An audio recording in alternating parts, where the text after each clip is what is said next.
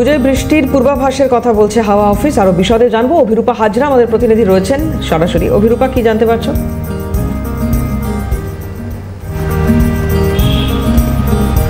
দেখো, গত বৃহস্পতিবার থেকে দক্ষিণ বঙ্গোপসাগর এবং মধ্য উত্তর বঙ্গোপসাগরের ওপর একটি সুস্পষ্ট নিম্নচাপ অক্ষরেখা রয়েছে। এই নিম্নচাপ অক্ষরেখা ধীরে ধীরে ওড়িশা উপকূলের দিকে অগ্রসর হচ্ছে, ওড়িশা এবং অন্ধ্রপ্রদেশ উপকূলের দিকে অগ্রসর হচ্ছে, যার ফলে আজকে সেটা গোপালপুর উপকূলে সেটা আছড়ে পড়ার সম্ভাবনা রয়েছে।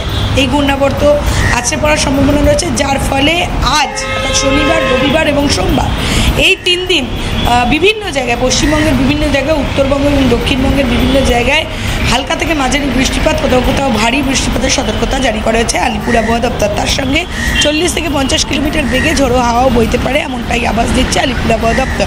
আলিপুর আবহাওয়া দপ্তর সূত্রের খবর, আজ এবং আগামীকাল দক্ষিণ 24 পরগনা, পূর্ব মেদিনীপুর, পশ্চিম মেদিনীপুর এই জেলাগুলোতে হালকা থেকে মাঝারি, কোথাও কোথাও ভারী থেকে অতি ভারী বৃষ্টির সতর্কতা জারি করা রয়েছে। এবং তারপর অর্থাৎ রবিবারের পর থেকে রবিবার থেকে সোমবার, মঙ্গলবার পর্যন্ত কলকাতা, হাওড়া, হুগলি, উত্তর 24 পরগনা, দক্ষিণ 24 পরগনাতে হালকা থেকে মাঝারি বৃষ্টিপাতের সম্ভাবনা। উত্তরবঙ্গে থাকছে বৃষ্টিপাতের সম্ভাবনা, মাঝে মাঝে রোদ উঠবে, মাঝে মাঝে বৃষ্টি হবে, কিন্তু সেই বৃষ্টি অনেক সময় অতিরিক্ত আকার ধারণ করতে পারে। পাশাপাশি বজ্রবিদ্যুৎ সহ বৃষ্টির সম্ভাবনা রয়েছে, তার সঙ্গে ঝোড়ো হাওয়া বওয়ার সম্ভাবনা রয়েছে।